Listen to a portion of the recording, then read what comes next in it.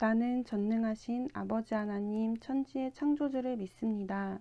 나는 그의 유일하신 아들 우리 주 예수 그리스도를 믿습니다.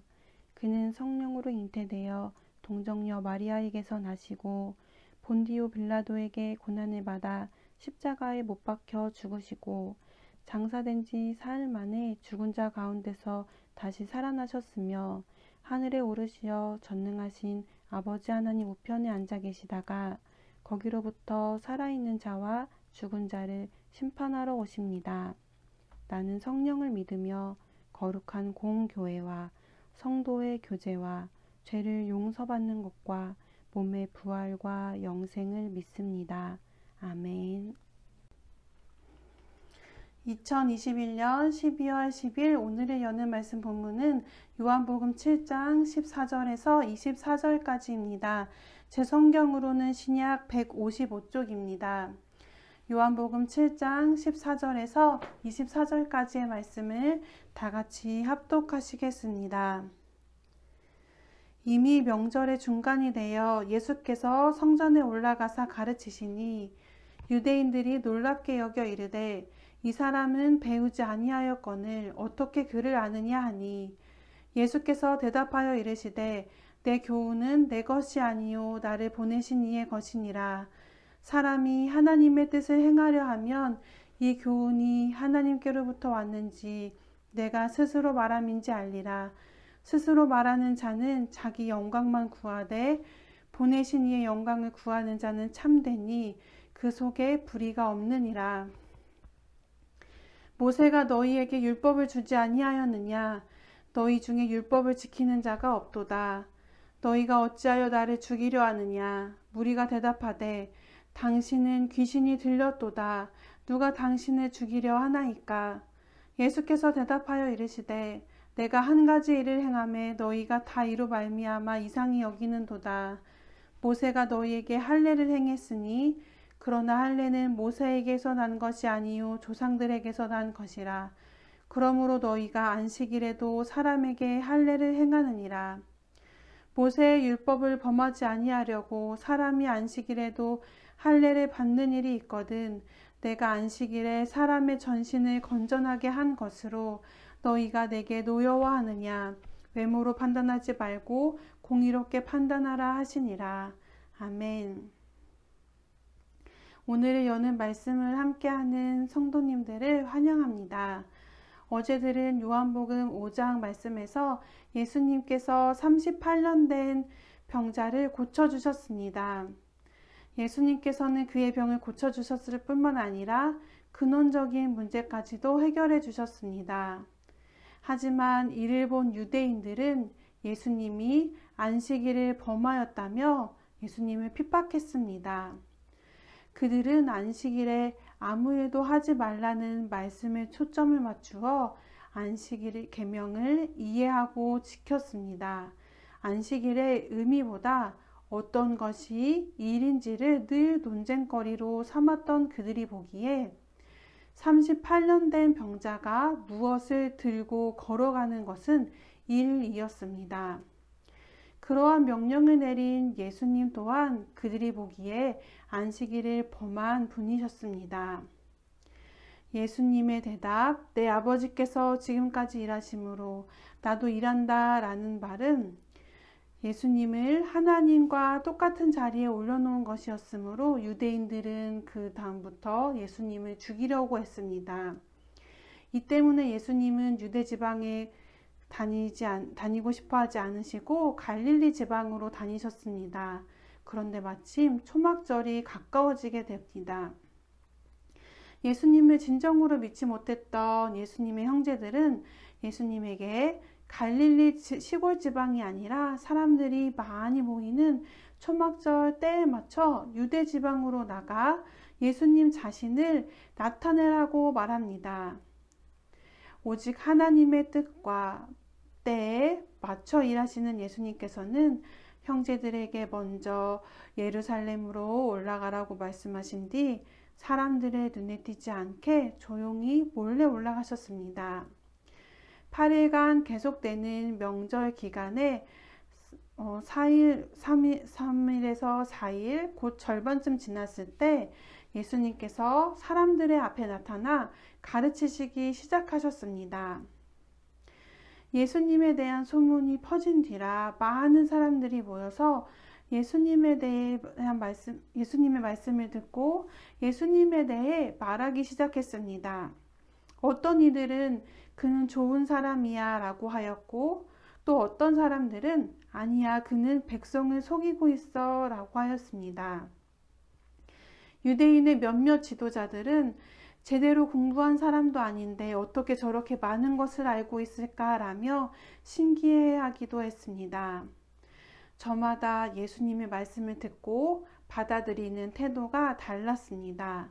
어떤 사람은 예수님을 좋은 말씀을 전해주시는 좋은 분으로 여겼고, 유대인들은 예수님을 사람을 속이고 미혹해하며 길을 잃게 만드는 자로 여겼습니다. 우리는 예수님의 가르침을 어떻게 받아들이고 있나요? 어떤 분으로 예수님을 받아들여야 할까요? 우리 삶에서 좋은 말씀을 주시는 분으로, 혹은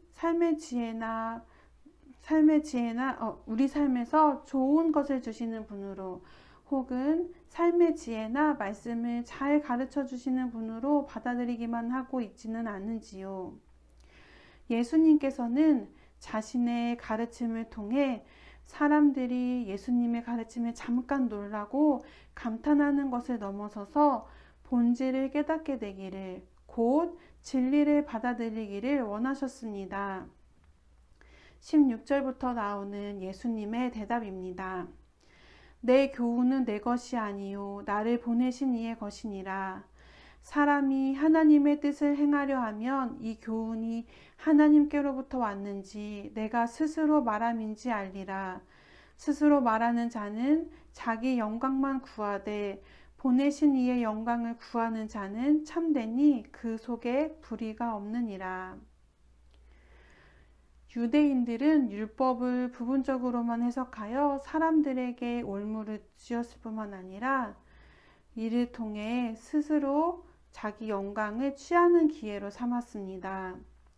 그들은 하나님께 영광을 돌리기보다 겉으로 율법을 잘 지켜내는 자신의 영광을 구했습니다.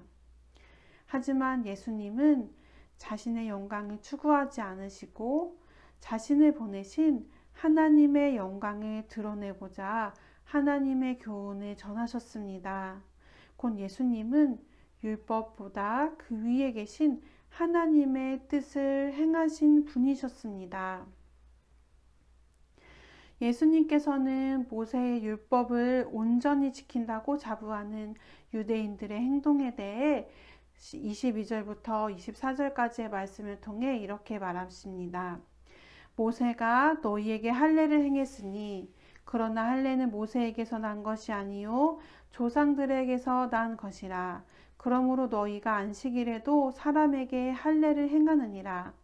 모세의 율법을 범하지 아니하려고 사람이 안식일에도 할례를 받는 일이 있거든 내가 안식일에 사람의 전신을 건전하게 한 것으로 너희가 내게 노여워하느냐. 외모로 판단하지 말고 공의롭게 판단하라 하시니라. 유대인들은 율법을 문자적으로 지키고 세부적인 추가 규정들을 만들어 지키는 것을 통해 자신이 온전히 율법을 지키고 있다고 말하며 영광을 구했습니다. 예수님은 창세기 17장에서 하나님과 이스라엘 사이의 언약의 표징으로 할례를 행하는 일을 들어 그들의 모순적인 모습에 대해 말씀하십니다. 유대인들은 생후 8일 만에 행하도록 규정되어 있는 할례를 지키기 위해 안식일에도 할례를 행해야만 했습니다. 안식일 규례를 뛰어넘어야 했던 것입니다. 유대인들은 안식일을 범할까봐 무엇이 일인지를 따지고 지극히 세세한 규정들을 만들어 지켜내면서도 반면 이같이 안식일에 할례를 베푸는 일을 중요하게 여겨 그보다 더 중요하게 여겼습니다. 예수님께서는 사람의 신체의 일부보다 더 중요한 즉 한 사람의 육신과 영혼을 치유하기 위해서 안식일에 사역을 행하셨는데 예수님께서는 이 일이 정당할 수밖에 없다는 것을 말씀하고자 하셨습니다.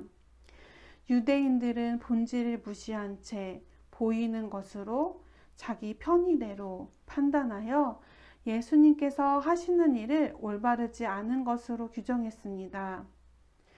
예수님께서는 겉모습만을 중요하게 여겨 중요한 본질을 보지 못하는 그들의 어리석음을 향해 말씀하십니다.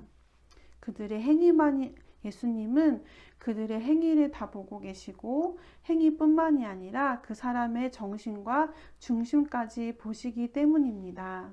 하지만 유대인들은 외모로 판단하고 겉으로 드러나는 행위만을 중요하게 여겼습니다. 유대인들처럼 눈에 보이는 것만을 따라가는 것은 쉽습니다. 하지만 예수님은 언제나 보이지 않으시는 하나님의 뜻을 생각하였고 하나님의 때에 하나님의 마음으로 사역하셨습니다. 판단하실 때에도 본질을 꿰뚫어 보시며 판단하셨지요. 오늘 우리의 모습은 어떤지 한번 돌아보기를 바랍니다. 진정 올바르지 않은 판단을 하면서 본질을 무시한 채 하나님의 뜻과 상관없이 자기 편의대로 생각하고 있지는 않은지요. 우리가 일상을 살아갈 때 겉에 보이는 것과 들려오는 소문들만 생각할 것이 아니라 하나님의 뜻과 진실을 깨닫고자 하는 마음이 간절히 일어나게 되기를 소망합니다. 영적인 일에서든 일상적인 일에서든 하나님의 뜻과 마음, 본질을 놓치지 않는 오늘 우리의 모습이 되기를 간절히 소망합니다. 함께 기도하시겠습니다. 사랑의 주님, 우리의 불완전한 시선과 판단으로 세상과 사람과 상황을 바라보지 않고 겉모습만을 바라보지 않게 하옵소서. 우리의 영혼이 깨어 본질을 바라보며 하나님의 뜻을 알아갈 수 있도록 오늘 우리와 함께 해주옵소서라고 기도하신 후 개인의 기도 제목과 가정과 교회와 나라와 세계를 위해서도 기도하신 후 주기도문으로 모든 순서를 마치겠습니다.